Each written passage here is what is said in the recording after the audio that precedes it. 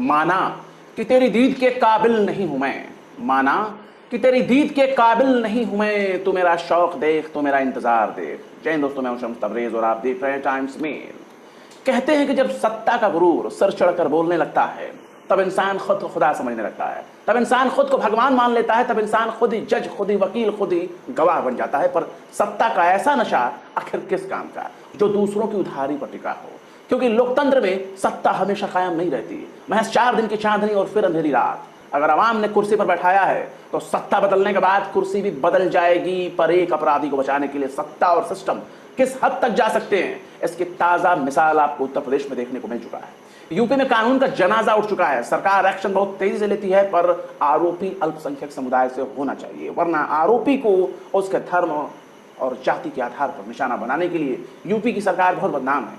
अगर किसी मुस्लिम पर महज सिर्फ आरोप लग जाए तो सत्ता और सिस्टम तमाम हदों को पार कर जाने के लिए बेकरार हो जाती है। लेकिन अगर पीड़ित मुस्लिम है तो उसके साथ वही होता है जो मुजफ्फरनगर में देखने को मिल रहा है। सत्ता और सिस्टम कितनी ईमानदार है, इसके लिए आपको तृप्त्या त्यागी के उस स्कूल की तरफ झांक कर देखना होगा जिस स्कूल में मजहब की बुनियाद पर एक मुस्लिम बच्चे को क्लास में खड़ा करके सबके सामने पीटा गया।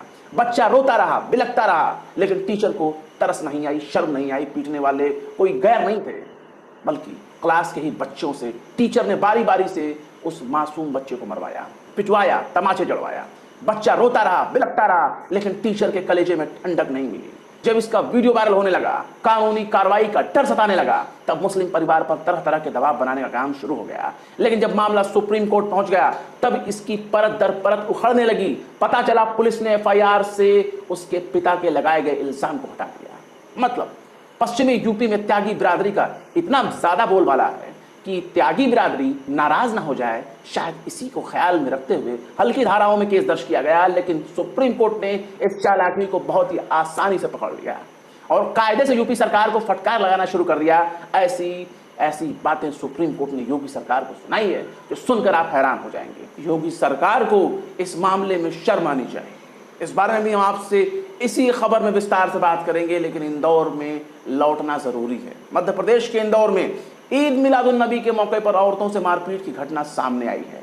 इंदौर के गरीब नवाज कॉलोनी में कुछ लोगों को ईद मिलादुन नबी की तैयारी के लिए चांद तारे वाली झंडी लगाने पर ऐतराज होने लगा।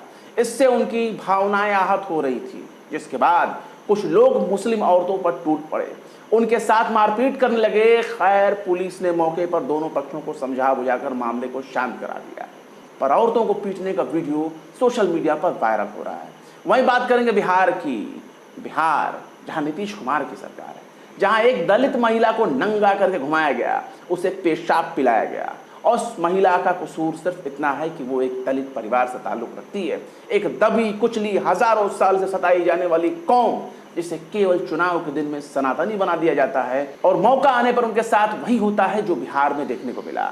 ये सिर्फ बिहार की घटना नहीं है, बल्कि उत्तर भारत में बहुत ही मामूली सी घटना मानी जाती है। बिहार में जिस दलित महिला को नंगा करके पीटा गया उसके ऊपर कर्ज था, और कर्ज था महज 1500 रुपए का, और 1500 रुपए के कर्ज के ब्याज को न चुकाने की वजह से उसके साथ मारपीट की गई, उसको नंगा करके पीटा गया, उसे पेशाब पिलाया गया। इस बारे में हम भी विस्तार से जिक्र करेंगे। लेकिन यूपी के आगरा की घटना ने हर किसी को हैरत में डाल दिया। सत्संग करने वालों को हटाने गई पुलिस पर भीड़ ने हमला कर दिया। कटीले तारों और नुकीले कील वाले डंडों से यूपी पुलिस पर हमला हो गया। पत्रकार भी जख्मी हो गए, जिसके बाद पुलिस ने लाठीचार्ज कर दिया। लेकिन इस मामले में बुलडोजर कहीं नजर नहीं आया। यूपी से लेकर दिल्ली तक गोदी मीडिया को दिन रात सपने में बुलडोजर और बुलडोजर वाले बाबा नजर आते हैं। उसी यूपी की घटना पर बुलडोजर पंक्चर हो गया, क्योंकि जब मामला मुसलमानों से जुड़ा होता है तब गोदी मीडिया बाबा का जलवा दिखाने लगती है। पर आगरा की घटना पर खामोशी छाई हुई है। इस पर भी हम विस्तार से बात करेंगे और बात करेंगे योगी आदित्यनाथ के उस रामराज्य की, जहां घर में घुसकर पति के सामने ही उसकी पत्नी का सामूहिक बलात्कार किया जाता है, आबरूरेजी की जाती है, जिसके बाद पति और पत्नी ने खुदकुशी कर लिया। इन तमाम मुद्दों पर हम डिटेल से बात करेंगे, पर हर बार की तरह इस बार भी हम आप लोगों से गुजारिश करते हैं कि वीडियो को पूरा देखें, शुरू से लेकर आखिर तक हमारे साथ बने रहें। अगर आप हमारे चैनल पर नए हैं और पहली बार हमारे वीडियो को देख रहे हैं तो YouTube पर हमारे चैनल को सब्सक्राइब कर लें। आधा अधूरा काम तो बिल्कुल ना करें और घंटी वाला बटन बिल्कुल दबा दें, जरूर से जरूर दबा दें, ताकि आपको नोटिफिकेशन मिलता रहे। कितना समय लगेगा? महज 2 सेकंड लगेगा। अगर आप हमें फेसबुक पर देख रहे हैं तो फेसबुक को लाइक कर लें, फॉलो कर लें, और अगर आप इंस्टाग्राम पर देख रहे हैं तो इंस्टाग्राम को लाइक और फॉलो जरूर कर लें। लौटते हैं खबर की तरफ। सबसे पहले हम बात करेंगे बिहार की, नीतीश कुमार के राज की, जहां दिल दहलाने वाली घटना सुनने को मिली है। राजधानी पटना में महादलित महिला को ब्याज का पैसा नहीं चुकाने पर नंगा करके पीटा गया, उसे पेशाब पिलाया गया। मामला पटना सिटी के खुशरूपुर थाना इलाके के एक गांव का है, जहां ऊंची जात वाले प्रमोद सिंह से कुछ समय पहले दलित महिला ने 1500 रुपए उधार लिए। महिला का कहना है कि उसने सारे पैसे चुकता कर दिए थे, यानी चुका दिए थे, कुछ बाकी नहीं था। इसके बावजूद भी प्रमोद सिंह बार बार वसूली के लिए अपने आदमियों को उसके घर भेजता था। अब सुनिए कि नीतीश बाबू के राज में उनके कानून को कैसे पैसे वाले और ऊंची जात वाले जूते की नोक पर उछाल देते हैं, और नीतीश सरकार मुंह ताकती रहती है। पीड़िता का कहना है कि उसके साथ इस घटना को अंजाम देने से पहले ऐसा करने की धमकी दी गई थी, लेकिन पुलिस से शिकायत के बावजूद भी कुछ असर नहीं हुआ। अलबत्ता उसी के साथ वो घटना अंजाम दे दी गई जिसके लिए उसे पहले ही से ही धमकाया जा रहा था। खैर, पुलिस ने अब केस दर्ज कर लिया है, लेकिन इस तरह के मामले रुकने वाले नहीं हैं, क्योंकि उत्तर भारत में सनातन का मतलब जातिवाद होता है। इसी जातिवाद को खत्म करने की बात दक्षिण के नेता कहते हैं, लेकिन उनके बात को इस तरह से कहा जाता है कि सनातन खतरे में, सनातन को मिटाने की बात हो रही है। हजारों साल से जिस कौम को सताया जाता है, उसे जूते की नोक पर रखा जाता है, उसे ही अछूत करार दिया जाता है, उसे नंगा करके घुमाया जाता है। अगर वो औरत, महिला दलित ना होती तो क्या कोई दावा कर सकता है कि 1500 रुपए के प्याज के लिए उसके कपड़े उतार कर उसे जलील किया जाता?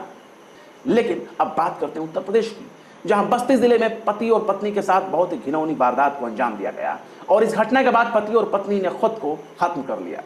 उनके बच्चे अनाथ हो गए। मीडिया रिपोर्ट्स के मुताबिक पति के सामने पत्नी के साथ गैंग रेप किया गया। 21 सितंबर को बस्ती जिले के रोधौली थाना इलाके में गांव के ही रहने वाले त्रिलोकी और एक नाबालिग शख्स ने एक घर में घुसकर बाकायदा पति के सामने ही पत्नी से गैंगरेप किया। घटना से आहत पति और पत्नी ने जहर खा लिया, जिसके बाद इलाज के दौरान उनकी मौत हो गई। मामला सामने आने के बाद पुलिस ने दोनों आरोपियों को पकड़ लिया है, उनके खिलाफ केस दर्ज किया है। कोर्ट में पेश करने के बाद दोनों को जेल भेज दिया गया है। वहीं जिले के डीएम साहब ने बड़ा दिल दिखाते हुए मृतक पति पत्नी के तीनों बच्चों को गोद लिया है, जिनकी पढ़ाई का खर्च डीएम साहब उठाएंगे। अब आप सोच कर देखिए कि ये घटनाएं उत्तर प्रदेश में हो रही है। हम यूपी का जिक्र कर रहे हैं, जहां अपराधी यूपी छोड़कर भाग चुके हैं, पर ये तो कुछ भी नहीं। बाबा जी के राज में ये सब रोजाना की छोटी मोटी घटनाएं मानी जाती हैं। इससे बड़ी घटना तो आगरा में हो गई, जहां पुलिस और पत्रकारों पर हमला हो गया। हमला करने वाले कोई काबुल, कराची, अफगानिस्तान से नहीं आए, बल्कि सत्संग वाले शांति दूत हैं, जिनके हमले से पुलिस और पत्रकार घायल हो गए। दरअसल आगरा में सरकारी जमीन से अतिक्रमण हटाने गई पुलिस और प्रशासन की टीम पर सत्संगियों ने हमला कर दिया। इस हमले में कई लोग घायल हो गए। हालात को काबू करने के लिए पुलिस को लाठीचार्ज करना पड़ा। घटना के बाद वहां पुलिस कैंप कर रही है। ये पूरा मामला न्यू आगरा क्षेत्र इलाके के दयालबाग सत्संग पीठ की है, जहां सत्संगियों ने सरकारी जमीन पर कब्जा कर रखा है, और इस जमीन से सत्संगियों को हटाने में योगी सरकार के पसीने छूट रहे हैं। दोनों पक्षों की तरफ से बातचीत की कोशिश की गई, लेकिन सब कुछ बेकार हो गया। सत्संगियों ने जमकर पुलिस पर पत्थरबाजी की, और ये पत्थर चलाने वाले कश्मीरी नहीं हैं, ये पत्थर चलाने वाले सत्संगी हैं। इस पत्थरबाजी में कई पुलिस वालों और पत्रकारों को चोट लगी है। इस घटना का वीडियो भी सामने आ चुका है, पर बात बात में गोली मारने वाली पुलिस आखिर इतनी लाचार क्यों है? इनकी जगह पर कोई दूसरा होता तो उसके साथ क्या ऐसा ही सुलूक किया जाता? आखिर वो बुलडोजर कहां है जिसके लिए बुलडोजर बाबा पहचाने जाते हैं? इतनी बड़ी घटना के बावजूद भी बाबा का बुलडोजर नजर नहीं आ रहा। अब चूंकि चुनाव नजदीक है, ऐसे में धर्म का बोलबाला कायम रहना चाहिए, भले ही पत्थर से सिर फूटे या आंख। पर आगरा में इस घटना के बाद बुलडोजर का शोर कहीं सुनाई नहीं दे रहा है। वहीं अब बात करते हैं यूपी के मुजफ्फरनगर की। वही मुजफ्फरनगर, जहां स्कूल के एक छोटे से बच्चे को टीचर ने सब बच्चों से पिटवाया, क्लास के बच्चों से पिटवाया। सोमवार को इस मामले में सुप्रीम कोर्ट में सुनवाई हुई। सुप्रीम कोर्ट ने जांच के तरीके और एफआईआर में लगाए गए आरोप को लेकर उत्तर प्रदेश पुलिस को जमकर फटकार लगाई है। इस मामले की सुनवाई कर रही बेंच ने कहा है कि जिस तरह से एफआईआर दर्ज की गई है, उस पर हमें बहुत ऐतराज है। बच्चे के पिता ने एक बयान दिया था जिसमें आरोप लगाए गए थे कि मुस्लिम छात्र को उसके धर्म की वजह से पीटा गया था, लेकिन एफआईआर में इसका जिक्र ही नहीं है। बेंच ने पूछा कि वीडियो का ट्रांसक्रिप्ट कहां है? सुनवाई कर रही बेंच ने बहुत ही तल्ख लहजे में यूपी सरकार से कहा कि वो मामले की जांच की निगरानी के लिए 1 हफ्ते में किसी आईपीएस अधिकारी को अपॉइंट करें। वो आईपीएस अधिकारी ये भी देखेंगे कि इस मामले में किन किन धाराओं को लगाए जाने की जरूरत है। इसके बाद सुप्रीम कोर्ट को जांच की रिपोर्ट दी जाए। इसके साथ ही गवाहों को सुरक्षा भी दी जाए। कोर्ट ने यह भी कहा है कि राज्य सरकार थप्पड़ मारने वाले बच्चे कि दूसरे स्कूल में एजुकेशन का इंतजाम करे। इस घटना से बच्चों पर पड़े असर को गौर करते हुए उसकी और थप्पड़ मारने वाले बच्चों की मनोवैज्ञानिक काउंसलिंग कराई जाए। सुनवाई के दौरान यूपी सरकार ने याचिकाकर्ता तुषार गांधी के खुद को महात्मा गांधी का परपौत्र बताते हुए याचिका दाखिल करने का विरोध किया। यूपी सरकार ने यह भी कहा कि सांप्रदायिक बातों को बढ़ा चढ़ाकर पेश किया जा रहा है, बढ़ा चढ़ाकर बताया जा रहा है, पर कोर्ट ने इन तमाम बातों पर गौर नहीं किया। कोर्ट ने कहा कि शिक्षा के अधिकार कानून के तहत सभी बच्चों को मुफ्त शिक्षा देने की जिम्मेदारी राज्य सरकार की है। फिर भी बच्चे गैर मान्यता प्राप्त स्कूल में पढ़ रहे हैं। इस मामले में तो एफआईआर दर्ज करने में भी देरी हुई। याद रखिए, ये बात अदालत कह रही है कि इस मामले में एफआईआर दर्ज करने में देरी की गई। कुछ ऐसे ही मिलते जुलते हालात जम्मू कश्मीर से भी देखने को मिला। तब आरोपियों को गिरफ्तार कर लिया गया, पर तृप्ता त्यागी बिल्कुल आजाद है। सुप्रीम कोर्ट में सुनवाई से कुछ दिन पहले ही पंजाब के लुधियाना में एक प्राइवेट स्कूल में मुस्लिम बच्चे को 3rd डिग्री टॉर्चर किया गया, जिसके बाद Punjab state human right commission ने संज्ञान लिया और लुधियाना के पुलिस कमिश्नर को नोटिस जारी कर इसकी जांच कर 30 नवंबर तक सबमिट करने के लिए कहा। वहीं पुलिस ने प्रिंसिपल के खिलाफ एफआईआर दर्ज कर उसे गिरफ्तार कर लिया है। प्रिंसिपल का कहना है कि बच्चा शरारत कर रहा था, इसलिए उसको पीटा गया। पर यह बात भी सामने आई है कि इस मामले में पीड़ित बच्चे पर स्कूल वालों का इल्जाम है कि उसने अपने सहपाठी को पेंसिल मारी। इसके बाद बच्चे पर 2 दिन तक स्टाफ ने जुल्म ढाया। स्कूल प्रिंसिपल ने 2 छात्रों से एलकेजी में पढ़ रहे बच्चे के हाथ और पांव पकड़वा लिए और फिर उसके पैरों पर डंडे बरसाना शुरू कर दिया। इस दौरान बच्चा रहम के लिए चिल्लाता रहा, रोता रहा, बिलखता रहा, चीखता रहा। बच्चे के घर वालों का इल्जाम है कि उसके बच्चे के साथ 2 दिन इसी तरह की मारपीट हुई। वो तो गनीमत रही कि स्कूल के ही किसी बच्चे ने इसका वीडियो बना लिया। बच्चा घर आया तो उसके पांव के तलवे लाल थे, वो चल भी नहीं पा रहा था। उसकी जांघों और बैक पर डंडों के निशान थे। स्कूल के प्रिंसिपल का नाम श्री भगवान बताया जा रहा है, मतलब उसके नाम में भी श्री है और खुद को भगवान तो समझ ही रहा है और माशाल्लाह उसका नाम भी भगवान है। प्रिंसिपल श्री भगवान ने कहा कि बच्चे ने किसी अन्य बच्चे को पेंसिल मारी थी। उस बच्चे के परिजन स्कूल में शिकायत लेकर आए थे।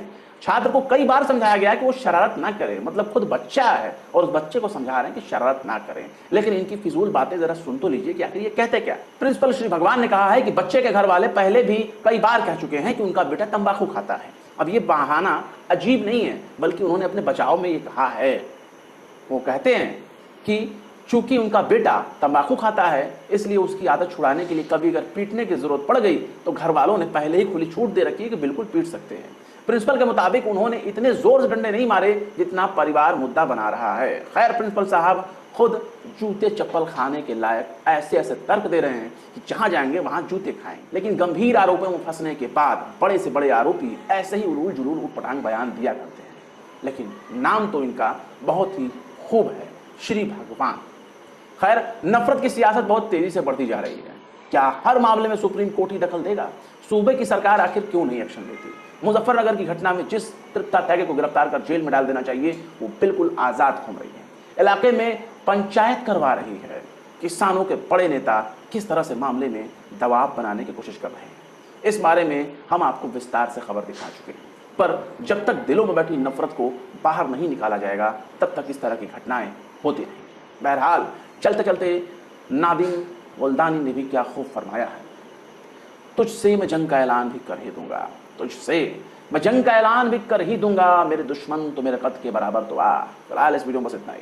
ये खबर आपको कैसा लगा कमेंट बॉक्स में जरूर बताएं। वीडियो पसंद आए तो लाइक करें, शेयर करें और विभाग की निष्पक्ष स्वतंत्र पत्रकारिता को सपोर्ट करने के लिए आप हमारे चैनल टाइम्स मेल को जरूर से जरूर सब्सक्राइब करें और हाँ, बेल आइकन का घंटी वाला बटन जरूर दबा दें। फिर मिलते हैं किसी और वीडियो में एक नई खबर के साथ। शम्स तबरेज को दीजिए इजाजत। जय हिंद। तो देख लिया आपने हमारे इस वीडियो को। हमें उम्मीद है कि आपने हमारे वीडियो को लाइक किया होगा और दूसरों को भी शेयर किया होगा। अगर अभी तक आपने हमारे चैनल टाइम्स मेल को सब्सक्राइब नहीं किया है तो जल्दी से सब्सक्राइब कर दें और बेल आइकन भी प्रेस कर दें।